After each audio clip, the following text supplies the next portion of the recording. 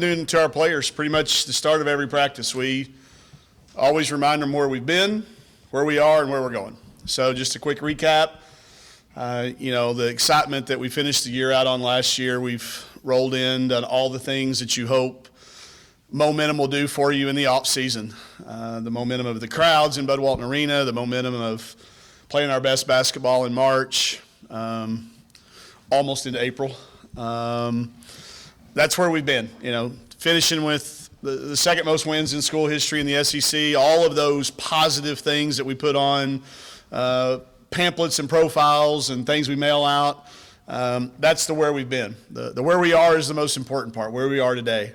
And we've been practicing for about 2 months. We chose to use our 2-hour windows the way the NCAA breaks it down. We used our 2-hour windows starting pretty much the day we got back on campus. I did not require much of them out of the summer.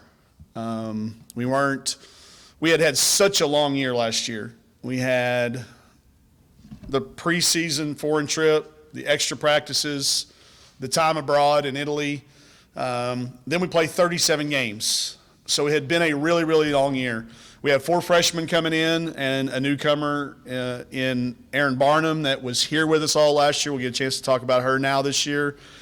So we really wanted to give a lot of attention early on to those younger kids. I didn't require a whole bunch out of them out of the summer, so when we got back in school, we got started. Then we had the traditional start date for everybody else, just like everybody else did, and we've been going about 2 weeks doing that. We are better than we were this time last year. Every single roster spot is better than they were this time last year.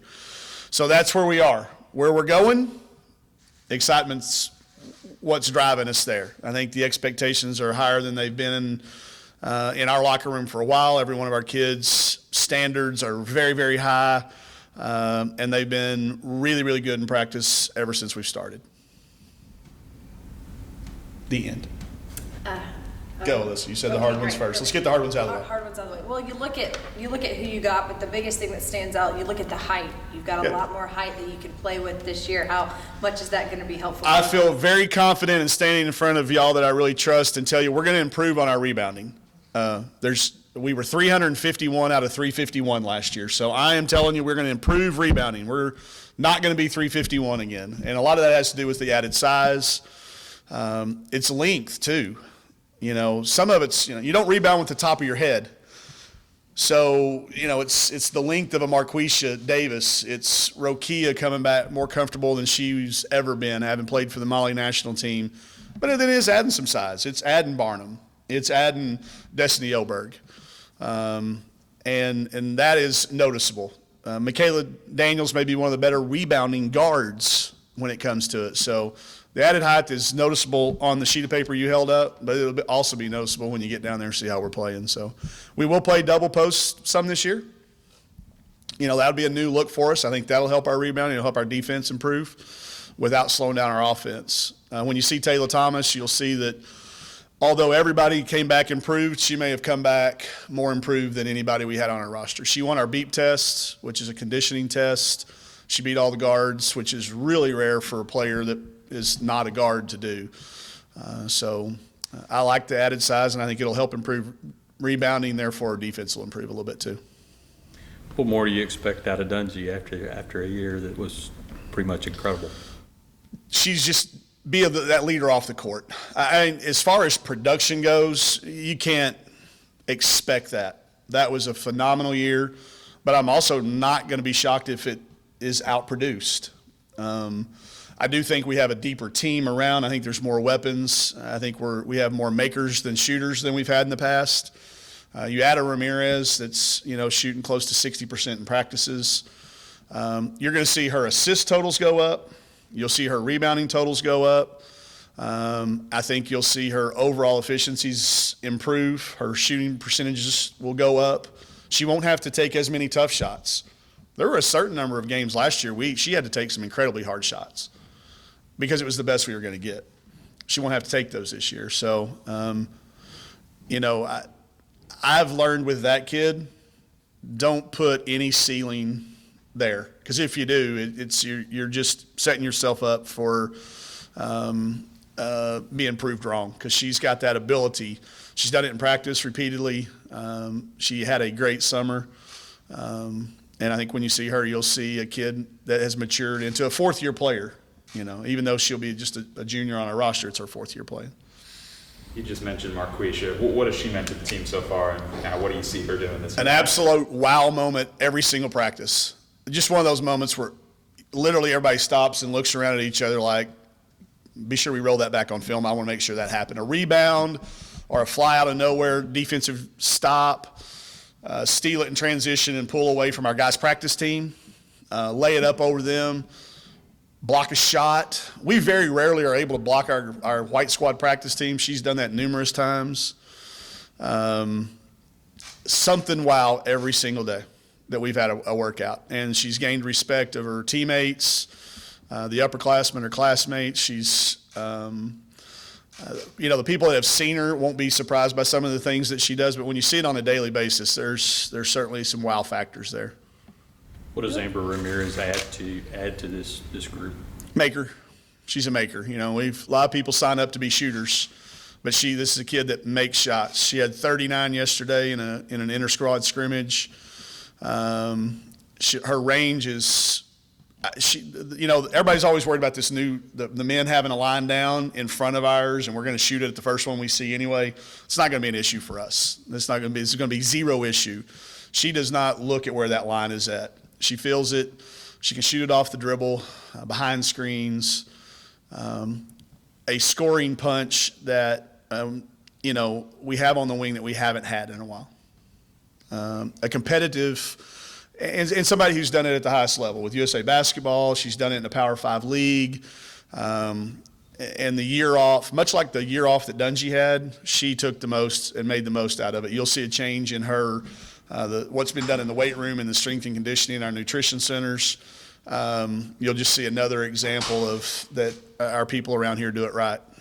Coupling IT and Alexis together, there were just some moments where the two of them were up and they're down and they're up and they're down. Have you seen more consistency out of both of them? Absolutely. The maturity.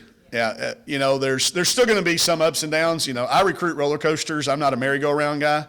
When I go to an amusement park, I want some roller coasters. It's good we have some merry-go-rounds, but that's not why everybody shows up. But just the overall understanding. And you see that look in their eyes right now when they go, it's kind of cool to know what we're doing. There's not been a lot of changes. We're going to change some things defensively, but not offensively. And I think between those two, those dips are not as deep, and they don't last as long. They may have a day, but then it's back up. It's not going to be a 3 or 4 or 5 day deal or a week. And it comes with comfort. It comes with, I think, added trust. When you're in those situations, I think we earned Lex's trust last year because she never came out of the lineup even through those slumps. IT had a pro in front of her in Mal. Y'all saw where Mal signed a professional contract, so she had a pro in front of her, an all SEC kid. So it's been fun watching them. IT's been banged up. You'll see that today. She's had some time away, but she'll be coming back in the next couple of weeks. Who's Kiara? What do you keep seeing from her, and where's she come from a year ago? She's right where she was at this time a year ago. She always comes in and is a little behind, and then just slowly but steadily starts doing what she does. Rebound it, kick it out, defend, get a rebound you didn't think she was going to get, make an extra pass, good screener. But she's had a 4-year pattern of getting off to a little bit of a slow start. And she knows it. We've already talked about it. She came to me. I didn't even have to come to her. She goes, Coach, I know right where I'm at. I'm going to get there. And it's going to be between now. We don't play till November. So, but she's that senior. And this is a kid who a lot of times if you're not around her, you don't realize how prideful she is that she's from Arkansas and that she's been a part of a team. She was very happy to be a part of that run last year, and the pride that she walked around with around the state when she would go back home to Little Rock. She's a very prideful kid, and I think now as being a senior, it's a kid that's going to have – y'all know this. She's won us a lot of games with her effort around the basket. So, again, I think you can see her and Taylor starting out pretty much splitting time like they did last year. And whichever one plays the best that night will maybe get 25 minutes and the other one get 15. But That's a very important position and role. You know, you're about to head to SEC Media Days for you guys Yeah. here, and you look around the league, how much respect do you think that this program now deserves after what you guys did last year, but what you guys are continuing to build? I'm anxious to find out. I'm hearing it in recruiting a lot.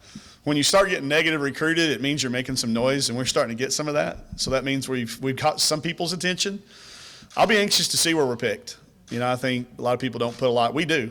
I like to see that. It tells people what we're thinking. A late season run does have a tendency to kind of build it up. We've got 6 of our top 7 scorers back. You add Ramirez, you add a good freshman class. So I'll be interested to see. I don't think we'll have a double-digit number beside our preseason pick for the first time in a long time. We were looking that up the other day. We've been in the 10s and teens, and I don't suspect we'll be there. It'll be interesting to see. But our league got better too. You know, that's what this league does. As well as we finished and as good as we've added, you know, South Carolina brought in arguably the greatest recruiting class in the history of college basketball. So there was a coaching change at Tennessee. There will be a renewed energy there. Andy Katz has picked Texas A&M to go to the Final Four. You know, and I think Mississippi State having what they've done. There's Kentucky with everybody back. It's going to be interesting to see how this all comes out when the media poll first, I think, in a couple of days when we get there, and then the coaches poll a couple of weeks after that. So I don't know. That's a long answer to say I don't know, but I do think it's more excitement than we've had. I think people were deciding whether to pick us 12, 13, or 14 in the past. I don't think that's probably in the conversation.